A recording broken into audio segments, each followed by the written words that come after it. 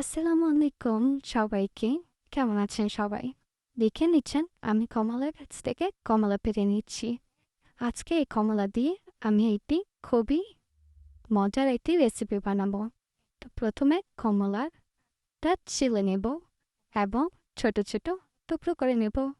তো আমি বলি ফিরে আজকে কি বানাবো। আজকে বানাবো কমলার ভর্তা। কমলাগুলো এভাবে ছোট ছোট টুকরো করে ফেলবো এবং টুকরো করার পর আমি এটি বাটিতে তুলে নেব।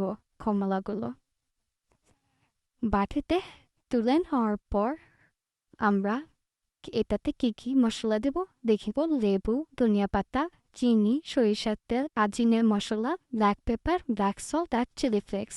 ধনিয়া পাতাটা এভাবে কুচি কুচি করে কেটে নেব এবং কুচি কুচি করে কেটে নেওয়ার পর আমরা কমলার উপরে দিয়ে দেব।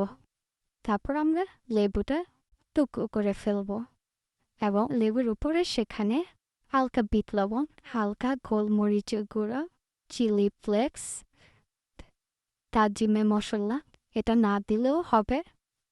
আমার পাশে ছিল তাই আমি দিয়েছি। 1 চা চামচের মতো চিনি, হালকা লবণ এবং 1 চামচের মতো সরিষার তেল দিয়ে দেব। দিয়ে এটাকে মাখিয়ে নিব। তার উপরে আমি এক টুকরো রস দিয়ে দিব। লেবুর রস দিয়ে দেওয়ার পর আমরা বাড়িটাকে ঢাকনা দিয়ে থেকে এভাবে ঝাঁকিয়ে নিব অনেকক্ষণ। অনেকক্ষণ ঝাঁকিয়ে নেওয়ার পর আমাদের হয়ে যাবে একটি কমলা লেবুর ভর্তা। আর এটা খেতে খুবই মজা। আপনারা অবশ্যই বাসায় ট্রাই করে দেখবেন। আজকে এ পর্যন্তই। ধন্যবাদ সবাইকে। ভালো থাকবেন।